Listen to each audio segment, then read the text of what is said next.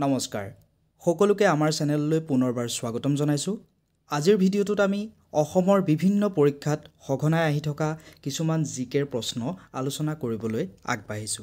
এই প্ৰশ্নসমূহ আপোনালোকৰ আগন্তুক পৰীক্ষাৰ বাবে অতি প্ৰয়োজনীয়, সেই আশা কৰোঁ আপোনালোকে ভিডিঅ'টো সম্পূৰ্ণকৈ চাব।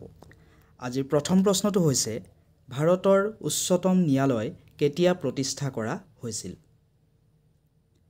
এই প্ৰশ্নৰ শুদ্ধ উত্তৰ হৈছে অপশ্যন ডি 1950 চনৰ 26 জানুৱাৰী। পৰৱৰ্তী প্ৰশ্নটোলৈ আগবাঢ়িছোঁ। প্ৰশ্নটো হৈছে শুকান বৰফ বুলি কাক জনা যায়? এই প্ৰশ্নৰ শুদ্ধ উত্তৰ হৈছে অপশ্যন চি গোটা কাৰ্বন ডাই অক্সাইডক। পৰৱৰ্তী প্ৰশ্নটো হৈছে অসমৰ আটাইতকৈ ওখ গছ কি? এই প্ৰশ্নৰ শুদ্ধ উত্তৰ হৈছে অপশ্যন চি হুলুং। পৰৱৰ্তী প্ৰশ্নটো হৈছে জিএছটি প্ৰৱৰ্তন কৰা প্ৰথমখন দেশ হ'ল? এই প্ৰশ্নৰ শুদ্ধ উত্তৰ হৈছে অপশ্যন চি ফ্ৰান্স।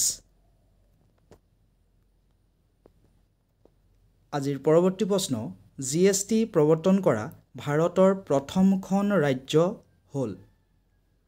এই প্ৰশ্নৰ শুদ্ধ উত্তৰ অপশ্যন এ অসম।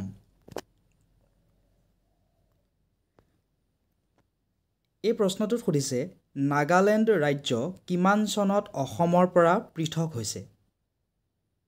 এই প্ৰশ্নৰ শুদ্ধ উত্তৰ হৈছে অপশ্যন বি 1973 চন।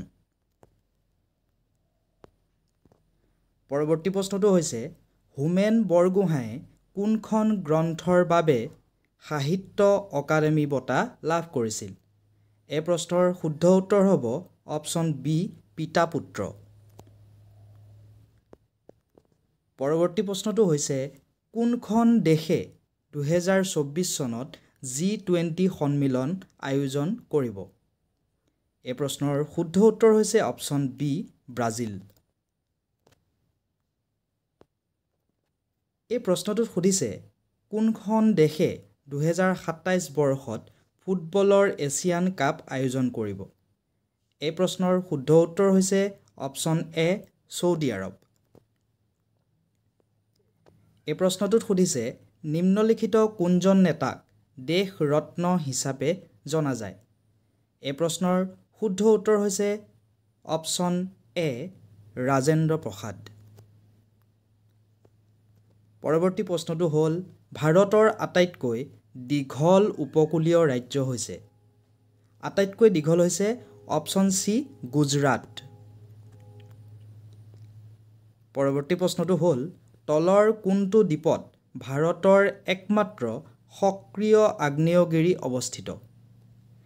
এই প্ৰশ্নৰ শুদ্ধ উত্তৰ হৈছে অপশ্যন ডি বেৰেন দ্বীপ। বেৰেন দ্বীপত ভাৰতৰ একমাত্ৰ সক্ৰিয় আগ্নেয়গিৰি অৱস্থিত। এই প্ৰশ্নটো অতি প্ৰয়োজনীয় প্ৰশ্ন। পৰৱৰ্তী প্ৰশ্নটো হ'ল পৰৱৰ্তী প্ৰশ্নটো হৈছে কোনখন নদীয়ে অসম আৰু মণিপুৰৰ মাজত আন্তঃৰাজ্যিক সীমা নিৰ্ধাৰণ কৰে? আন্তঃৰাজ্যিক সীমা। এই প্ৰশ্নৰ শুদ্ধ উত্তৰ হৈছে অপশ্যন এ লংগাই। লংগাই নদীয়ে আন্তঃৰাজ্যিক সীমা নিৰ্ধাৰণ কৰে অসম আৰু মণিপুৰৰ মাজত। সুধিছে কোন চনত জালিয়ানাৱালাবাগৰ হত্যাকাণ্ড সংঘটিত হৈছিল? এই প্ৰশ্নৰ শুদ্ধ উত্তৰ হৈছে অপশ্যন ডি 1919 চনত। পৰৱৰ্তী প্ৰশ্নটো হ'ল 1930 চনত দাণ্ডী যাত্ৰাত অংশগ্ৰহণ কৰা অসমৰ ব্যক্তিজন? এই প্ৰশ্নৰ শুদ্ধ উত্তৰ হৈছে অপশ্যন ডি লীলাধৰ বৰুৱা। পৰৱৰ্তী প্ৰশ্নটো হৈছে মধুপুৰ সত্ৰ ক'ত অৱস্থিত? এই প্ৰশ্নৰ শুদ্ধ উত্তৰ হৈছে অপশ্যন ডি কোচবিহাৰ। পৰৱৰ্তী প্ৰশ্ন উত্তৰ পূব ভাৰতৰ সৰ্ববৃহৎ ৰাষ্ট্ৰীয় উদ্যানখনৰ নাম কি? এই প্ৰশ্নৰ শুদ্ধ উত্তৰ হৈছে অপশ্যন বি নামদফা। পৰৱৰ্তী প্ৰশ্নটো হৈছে ডাউজালি হাৰ্ডিং অসমৰ কোন ঠাইত অৱস্থিত নৱপ্ৰস্থৰ যুগৰ স্থান? এই প্ৰশ্নৰ শুদ্ধ উত্তৰ হ'ব অপশ্যন এ ডিমা হাছাও। পৰৱৰ্তী প্ৰশ্নটো হৈছে আইৰণৰ অভাৱত কোনটো ৰোগ হয়? এই প্ৰশ্নৰ শুদ্ধ উত্তৰ হ'ল অপশ্যন বি ৰক্তহীনতা। পৰৱৰ্তী প্ৰশ্নটো হৈছে সিন্ধু নদীৰ উৎপত্তি ক'ৰ পৰা হৈছে? এই প্ৰশ্নৰ শুদ্ধ উত্তৰ হ'ব অপশ্যন ডি কৈলাশ পৰ্বতমালা। এই প্ৰশ্নটোত সুধিছে কোনখন চহৰক চিটি অফ গোল্ডেন গেট বুলি জনা যায়? এই প্ৰশ্নৰ শুদ্ধ উত্তৰ হ'ব অপশ্যন এ ছান ফ্ৰান্সিস্কো। পিছৰ প্ৰশ্নটো হ'ল অলিম্পিক পদত জয়লাভ কৰা প্ৰথম ভাৰতীয় মহিলা কোন? এই প্ৰশ্নৰ শুদ্ধ উত্তৰ হ'ব অপশ্যন এ কাৰ্নাম মালেশ্বৰী। প্ৰশ্নটোত সুধিছে জাকাৰিয়াছ জানছনে কি আৱিষ্কাৰ কৰিছিল? এই প্ৰশ্নৰ শুদ্ধ উত্তৰ হ'ব অপশ্যন চি অনুবীক্ষণ যন্ত্ৰ। পিছৰ প্ৰশ্নটোলৈ আগবাঢ়িছোঁ চীনা ভ্ৰমণকাৰী হিউৱেন চাঙে কোনখন ভাৰতীয় বিশ্ববিদ্যালয়ত অধ্যয়ন কৰিছিল? এই প্ৰশ্নৰ শুদ্ধ উত্তৰ হৈছে অপশ্যন বি নালন্দা বিশ্ববিদ্যালয়। পিছৰ প্ৰশ্নটো হৈছে ভাৰতৰ নতুন বৈদেশিক সচিব হিচাপে কোনে দায়িত্ব গ্ৰহণ কৰিছে? এই প্ৰশ্নৰ শুদ্ধ উত্তৰ হৈছে অপশ্যন এ বিক্ৰম মিশ্ৰী। পৰৱৰ্তী প্ৰশ্নটো হ'ল SCBI ছেবিৰ সম্পূৰ্ণ ৰূপটো কি? এই প্ৰশ্নৰ শুদ্ধ উত্তৰ হৈছে option A securities and exchange board of India. পিছৰ প্ৰশ্নটো হৈছে গ্ৰেণ্ডমাষ্টাৰ শব্দটো কোনটো খেলৰ লগত জড়িত? এই প্ৰশ্নৰ শুদ্ধ উত্তৰ হ'ব অপশ্যন এ দবা খেল।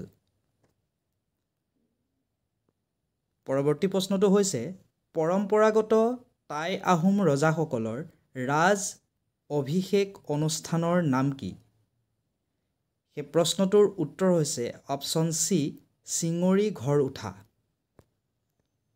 শিঙৰি ঘৰ উঠা বা চিঙৰি ঘৰ উঠা। পৰৱৰ্তী প্ৰশ্নটো হৈছে শিঙৰি ঘৰত উঠা অনুষ্ঠান প্ৰথমে কোনজন আহোম ৰজাই পালন কৰিছিল? এই প্ৰশ্নৰ শুদ্ধ উত্তৰ হ'ব অপশ্যন এ চুডাংফা।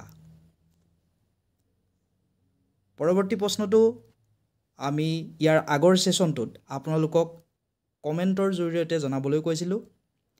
এই প্ৰশ্নটোত সুধিছিল অসমৰ সৰ্বোচ্চ সাক্ষৰ জিলা কোনখন?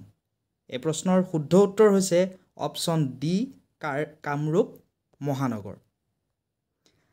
আজিৰ শিতানত আপোনালোকক এটি প্ৰশ্ন কমেণ্টৰ জৰিয়তে জনাবৰ বাবে দিছোঁ। এই প্ৰশ্নটো হৈছে ঐনিতম অসমৰ কোন সম্প্ৰদায়ৰ পৰম্পৰাগত গীত? এই প্ৰশ্নটো আপোনালোকে কমেণ্টৰ জৰিয়তে জনাব। আশা কৰোঁ আপোনালোকে ভিডিঅ'টো চাই ভাল পালে।